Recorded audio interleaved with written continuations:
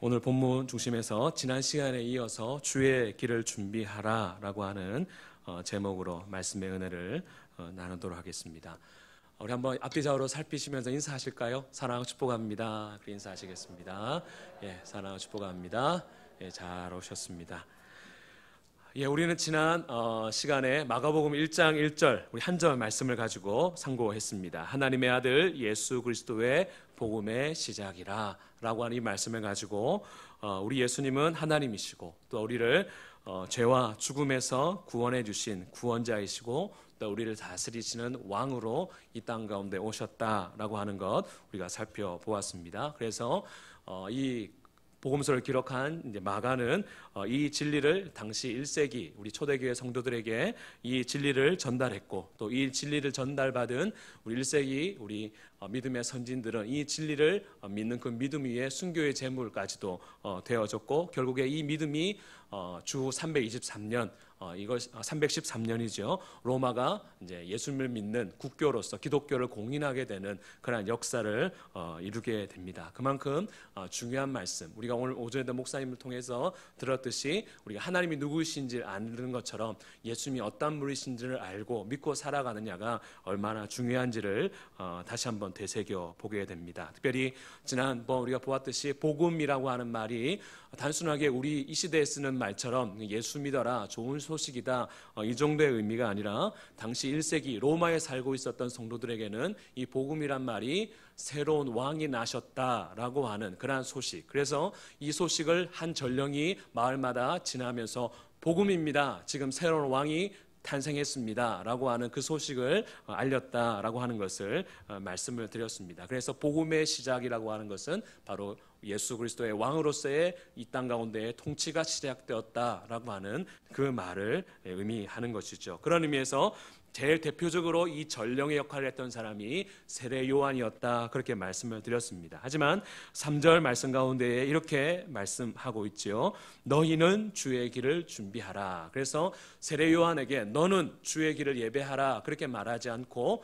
너희는 복수입니다. 그래서 예수 그리스도를 믿는 저와 여러분들에게도 주어진 사명, 해당되는 그 일이 무엇인가 하면 바로 주의 길을 준비하는 것, 바로 이것이 우리가 해야 될 일이다라고 하는 겁니다. 그러나 세례 요한과 우리가 차이는 있습니다. 세례 요한은 예수님의 초림을 준비한 사람이었다라면 저와 여러분들은 예수님의 무엇을 준비하는 사람입니까? 예수님의 다시 오심, 예수님의 재림을 준비하는 사람이 바로 저와 여러분들이라고 하는 그 차이가 있는 것이죠. 그래서 오늘 이 말씀을 통해서 주의 길을 준비한다는 것이 어떠한 의미고 또 어떻게 준비해야 되는가라고 하는 것을 우리 세례 요한의 그 모습을 통해서 좀 살펴보도록 하겠습니다. 먼저 주의 길을 준비한다라고 하는 이 의미가 뭘까라고 하는 것, 이것을 조금 명확하게 할 필요가 있습니다. 사실 오늘 본문에 쓰인 준비한다라고 하는 이 동사는 조금 더 정확하게 만들다, 건설하다 이제 그러한 뜻이 있습니다. 그러니까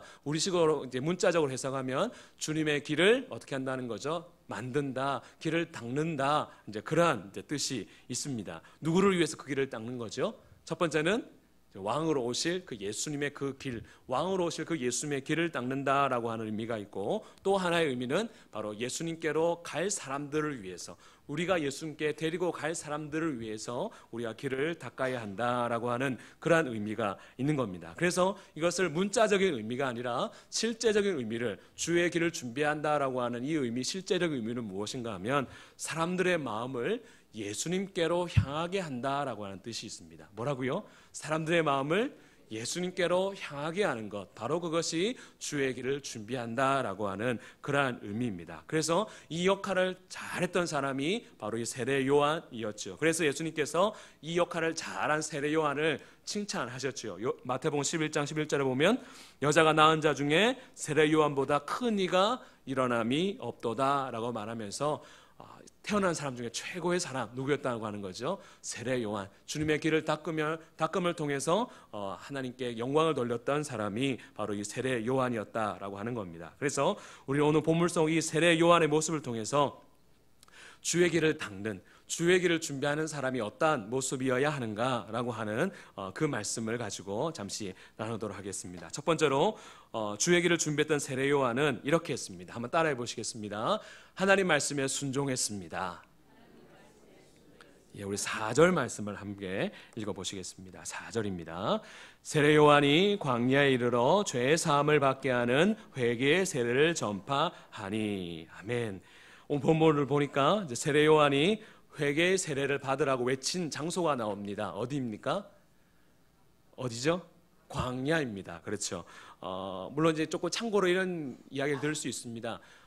왜 광야에서 했는가라고 했을 때 세례 요한이 광야에 살고 있었기 때문입니다.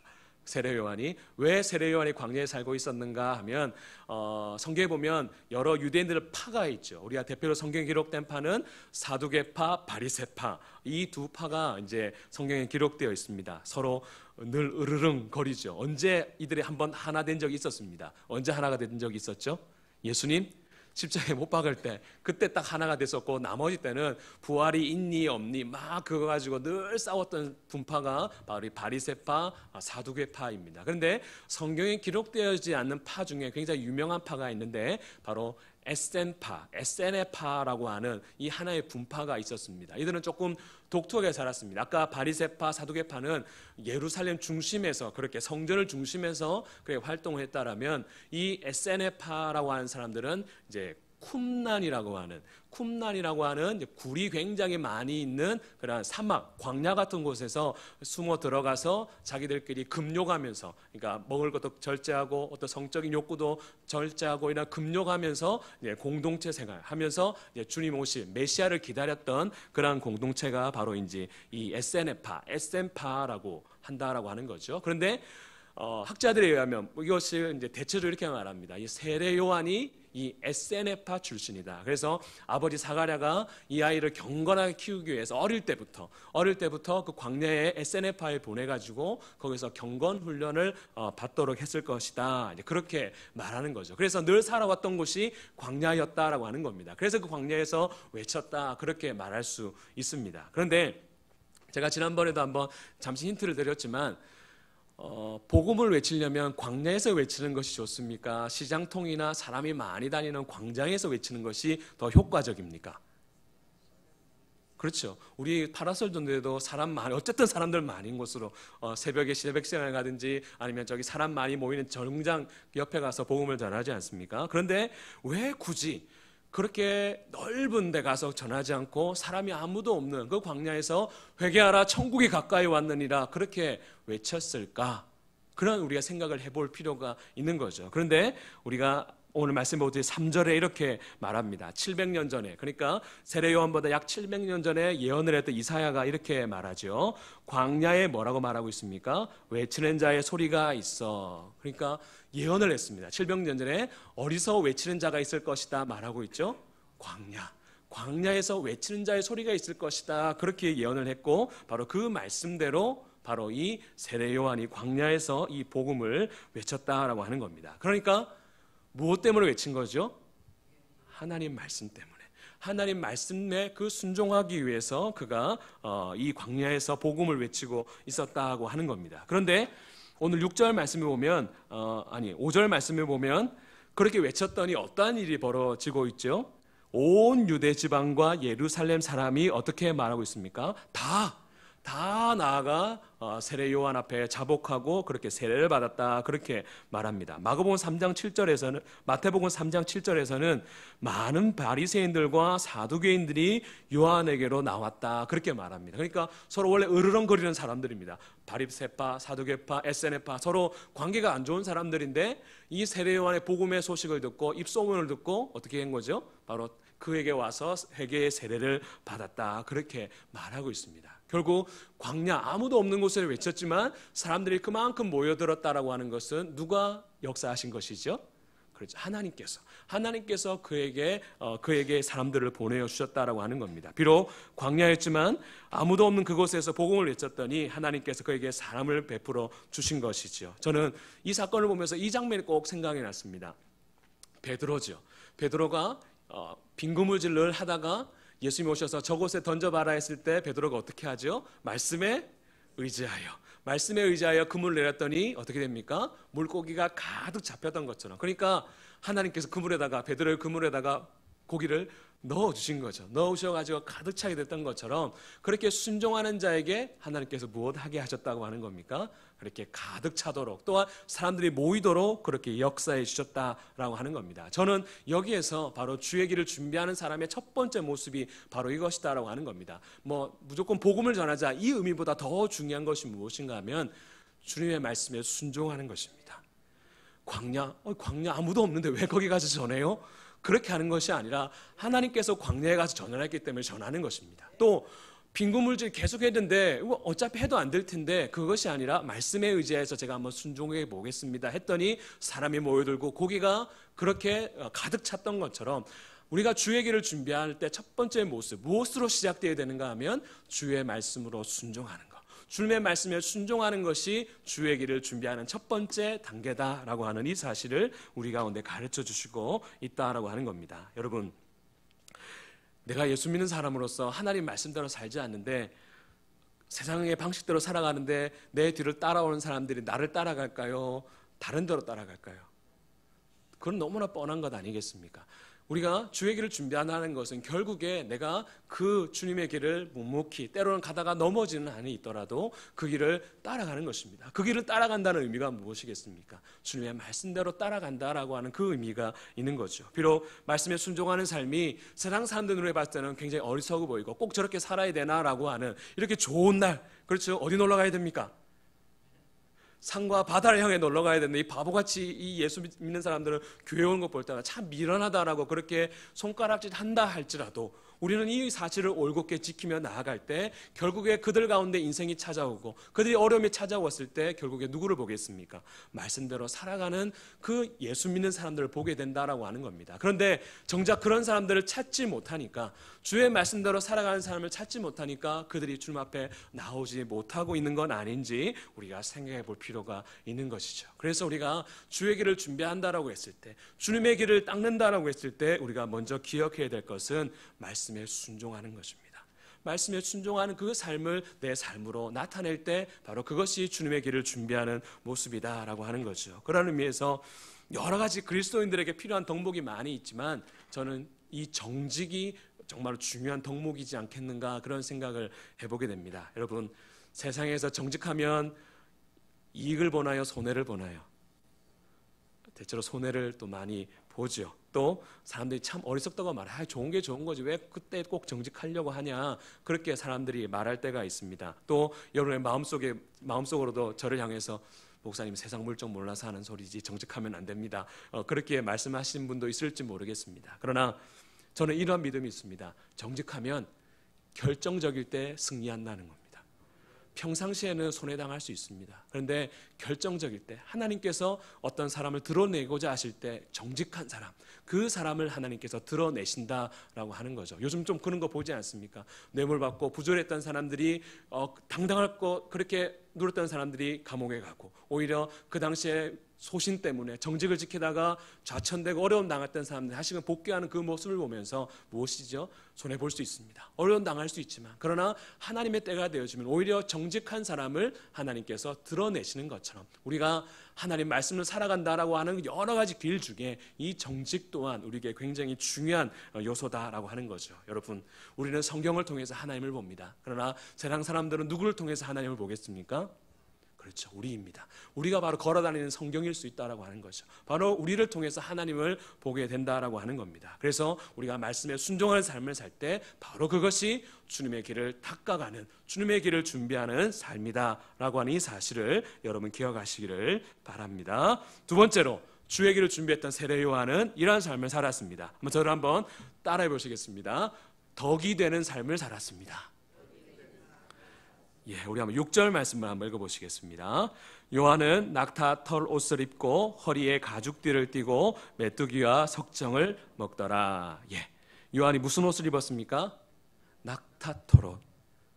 가죽 코트가 아닙니다. 낙타 털옷이고 또 가죽에는 허리는 가죽띠를 띠고 먹는 것은 뭘 먹었습니까? 메뚜기와 석청, 야생꿀 이걸 먹었습니다. 건강식 그렇게 생각하시는 분도 있는데 굉장히 검소하게 그렇게 생활을 했다라고 하는 겁니다. 저는 이런 생각을 가지고 있습니다. 예수 믿는 사람이 무조건 잘 살아야 된다. 가난하면 하나님께 영광이 안 된다. 맞습니까? 틀립니까? 안 맞. 저도 이 생각에 반대합니다. 가난해도 얼마든지 하나님께 영광 돌리며 살아갈 수 있습니다. 반대로 예수 믿는 사람은 무조건 가난해야 되고 검소해야 합니까?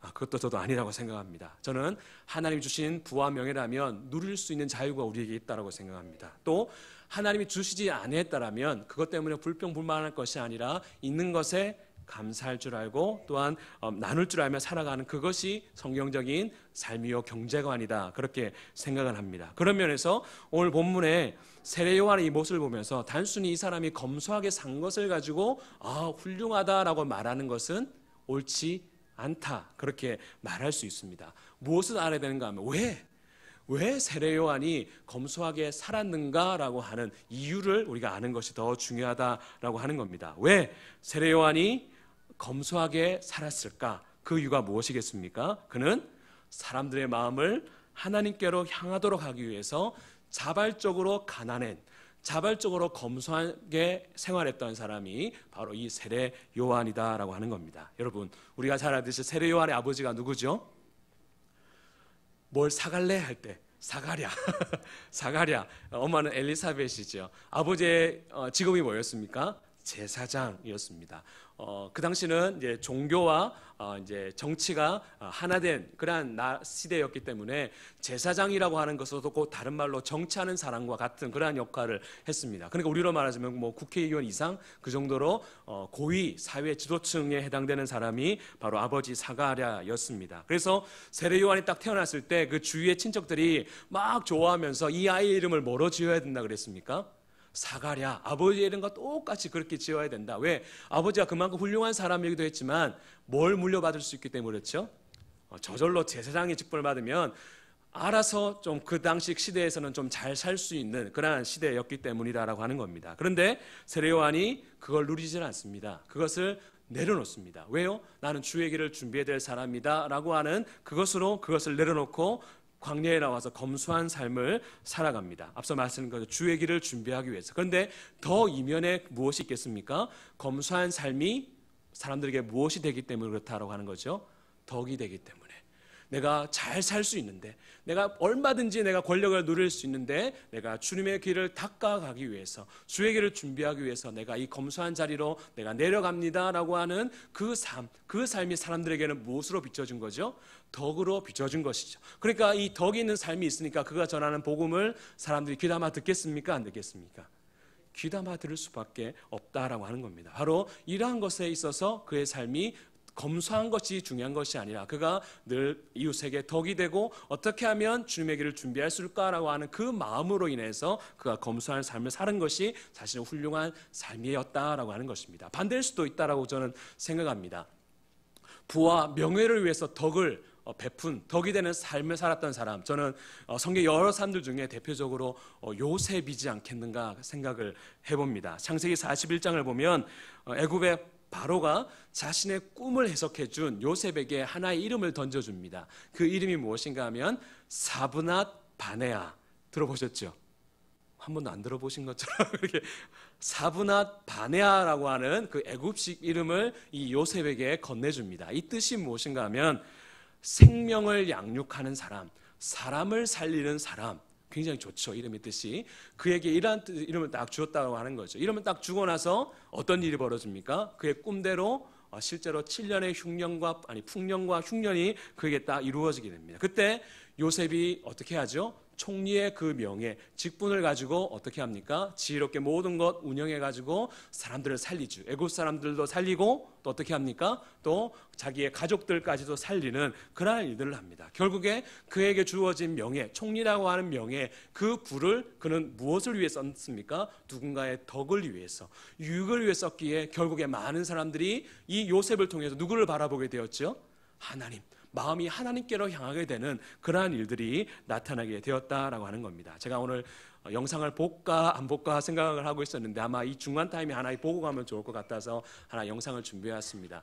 이분이 예수님을 믿는 사람인지 아닌지는 모르겠습니다. 하지만 물질이라는 것은 이렇게 쓰는 것이구나라고 하는 하나의 또 앞으로 우리가 장차 주님 앞에 섰을 때 이러한 모임이 있지 않을까라고 하는 그런 여러 가지 생각을 하는 하나의 2분 조금 넘는 영상인데 한번 이 영상 한번 보시고 제가 말씀을 이어가도록 하겠습니다.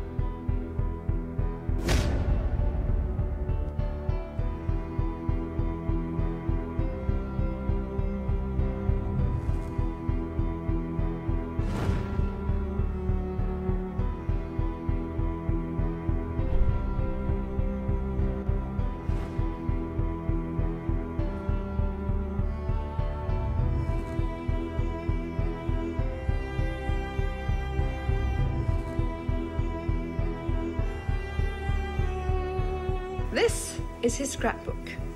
There are all kinds of fascinating pictures in it. Perhaps you can see this is a picture of Nicholas Winton himself with one of the children he rescued. Back here is the list of all the children. This is Vera Diamant, now Vera Gissing. We did find her name on his list. Vera Gissing is with us here tonight. Hello, Vera. And I should tell you that you are actually sitting next to Nicholas Winton.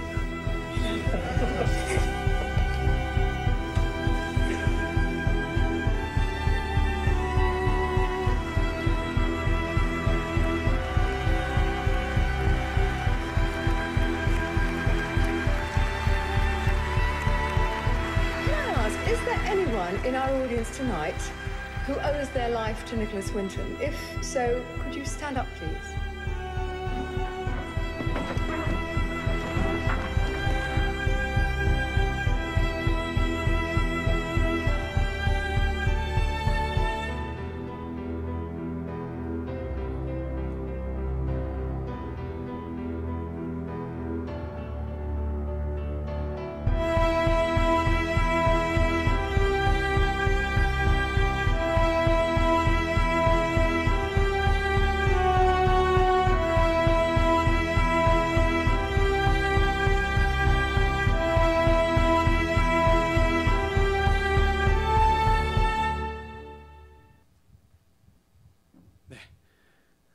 이해가 되십니까, 영상? 그렇죠?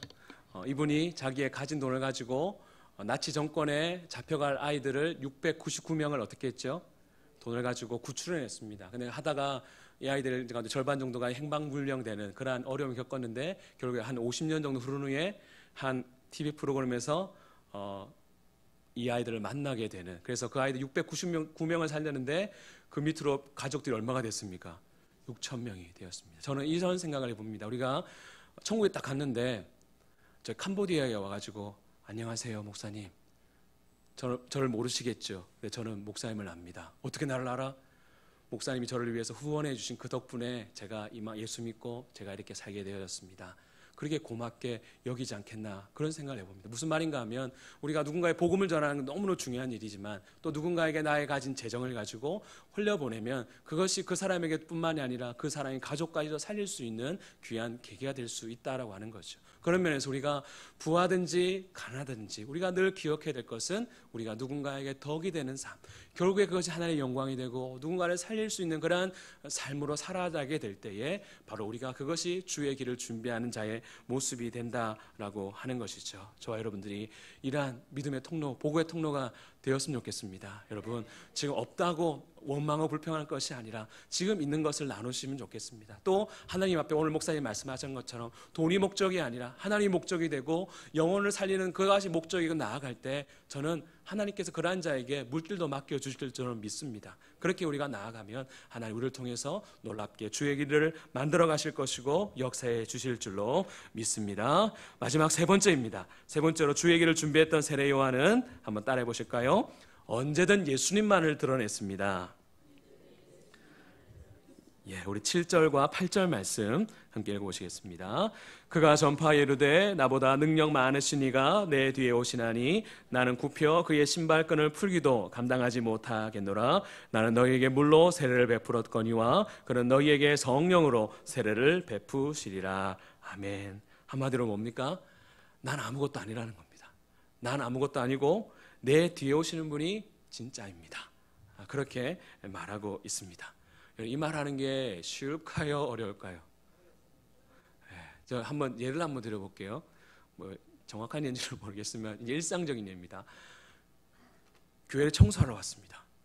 누가 다 해놓고 갔습니다.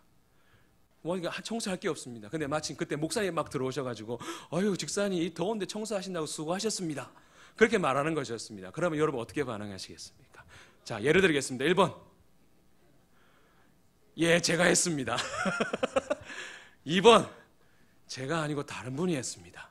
3번 가만히 미소만 짓습니다. 미소만 짓는다는 건 뭐죠? 내가 했다는 거죠. 어떻게 행동하시겠습니까? 그렇지, 2번 하셔야 되지만 근데 사실 실제로 우리에게 살다 보면 그냥 묻어가고 싶을 때가 있습니다. 그렇죠? 그것이 우리 사람의 죄성이다라고 하는 겁니다. 근데 오늘 사실은 본문에 보면 세례 요한이 그러한 어쩌면 시험이 들 수도 있었겠다 싶습니다. 왜냐하면 자기를 위해서 수많은 사람들이 와서 아이고 세례 요한 대단하다. 그 말씀 참 대단하다. 우리 누가복음 1장을 보면 가브리엘이 예언을 할 때 세례 요한이 어떤 능력이 있을 것이라 예언을 하는가 하면 엘리야의 심정과 엘리야의 능력이 그에게 있을 것이다. 그렇게 이야기를 했습니다. 그러니까 사실은 세례 요한이 광야에서 외쳤지만 그 외치는 이면에는 무엇도 있었다라고 하는 거죠? 마치 엘리야와 같은 그런 능력도 있었다라고 하는 거죠. 그러니까 사람들이 보면서 야 대단하다, 세례 요한 대단하다 그렇게 했으니까 자기 마음만 딱 잘 먹으면 그 사람들을 누구 편으로 만들 수 있습니까? 내 편. 또 내 왕국을 만들 수 있는 그런 가능성이 얼마나 많이 있는지 모릅니다. 그런데 그러한 가운데서도 세례 요한은 어떻게 합니까? 나는 아닙니다. 나는 아니고 내 뒤에 오시는 분이 진짜입니다. 그렇게 말하고 우리가 너무나 좋아하는 말 가운데 유명한 말 가운데 요한복음 3장 40절에 그는 흥하여야겠고 나는 쇠하여야 하리라. 그가 누구죠? 예수님 흥할 수 있다면 나는 쇠하는 것 마찬가지 괜찮습니다. 오늘 목사님 오전에 말씀하셨던 것과 동일한 말씀이 흘러가죠. 그렇죠? 주님이 흥할 수 있다면 나는 쇠하여도 괜찮습니다. 그렇게 고백하고 있다고 하는 겁니다. 여러분 주님도 흥하고 나도 흥하는 것이 이 세상에선 가능할까요? 불가능할까요? 네, 불가능합니다.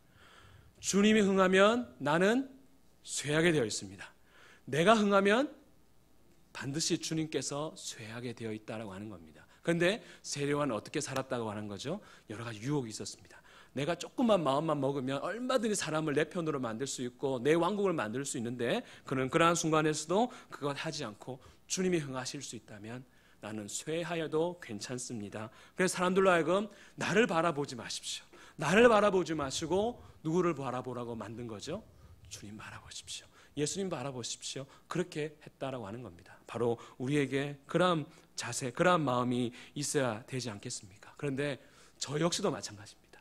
저 역시도 마찬가지고 끊임없이 깨어있지 않고 생각하지 아니하면 늘 내가 인정받고 싶고 또한 사람들로부터 박수를 받고 싶은 것이 우리의 죄성이다라고 하는 것입니다. 그러나 우리가 늘 기억해야 될 것, 내가 쇠하여야지만 주님이 흥하실 수 있다라고 하는 이런 마음으로 삶을 살아가는 사람이 바로 주님의 길을 준비하는 그런 사람이다라고 하는 이 사실을 저와 여러분들이 기억하실 수 있기를 바랍니다.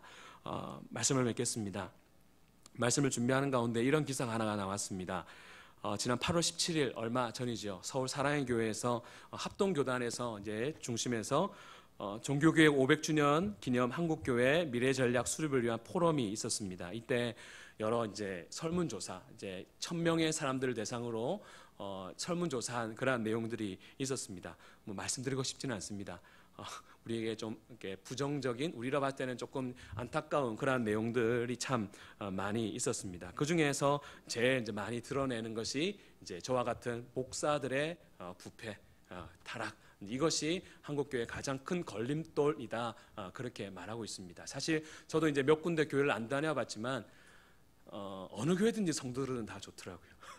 성도들은 좋은데 결국에 교회의 여러 가지 문제들은 다 이렇게 교회 지도자들의 문제로 인해서 이제 생길 때가 참 많이 있는 것이 안타까움이다라고 하는 겁니다. 그래서 참 안타깝고 또 제가 목사로서 또 여러분들한테 참 죄송스럽다 그렇게 말씀을 드리고 싶습니다. 그런 의미에서 여러분들이 우리 목사님이나 저를 위해서 우리 장로님들을 위해서 많이 기도해 주셔야 됩니다. 왜냐하면 사단이 알고 있거든요. 누구만 거들면 교회는 휘청거린다라고 하는 것을 알고 있기 때문에 그만큼 많이 유혹하고 또 넘어지게 하려고 그렇게 하는 거죠. 그렇기 때문에 여러분들 많이 기도해 주셨으면 좋겠습니다. 제가 이걸 말씀드리려고 하는 것이 아니라 우리가 이런 소리를 딱 듣다 보면 한국교회는 이제 끝이다, 희망이 없다라고 하는 그런 패배주의에 빠지기가 참 쉽다라고 하는 것입니다. 그런데 그럴 필요가 없는 것이 무엇인가 하면 이 세례 요한이 복음을 전했던 시대는 지금 우리 시대보다 더 깜깜한 암흑기였습니다. 여러분, 말라기에서 세례 요한까지 나타나던 시기를 우리가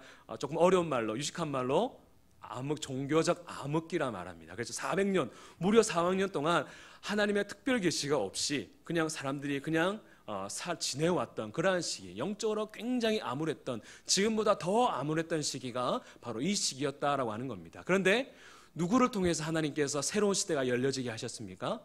물론 예수님이지만 그 예수님의 길을 준비한 세례 요한이 한 사람, 주의 길을 준비하기 위해서 자기의 삶을 드렸던 이 한 사람을 통해서 새로운 시대가 열리게 하셨던 것처럼 지금 이 시대 하나님께서 바로 그러한 사람, 그 한 사람을 찾고 계신다라고 하는 것이죠. 바로 그러한 사람이 바로 저와 여러분들이 되었으면 좋겠다라고 하는 것입니다. 그래서 저와 여러분들이 주의 이름을 향하는 그 마음을 가지고 우리가 주의 길을 준비하겠습니다. 때로는 주의 길을 따라가는 것이 힘들고 어렵고 가는 길에 넘어지는 한이 있더라도, 그러나 그 순간 넘어지더라 할지라도 그 주님을 향해서 한 걸음 한 걸음 내딛기 시작하고 내 삶 가운데 때로는 내가 가난하지만 나에게 물질이 없지만 내가 삶에 있어서 사람들에게 덕을 끼치겠다라고 하는, 주의 영광을 위해 살아겠다라고 하는 이 마음을 가지고 예수님만을 드러내는 삶을 내 삶 가운데서, 내 가정 가운데서 드러내기 시작하면 한국교회에 희망이 있다 저는 믿습니다.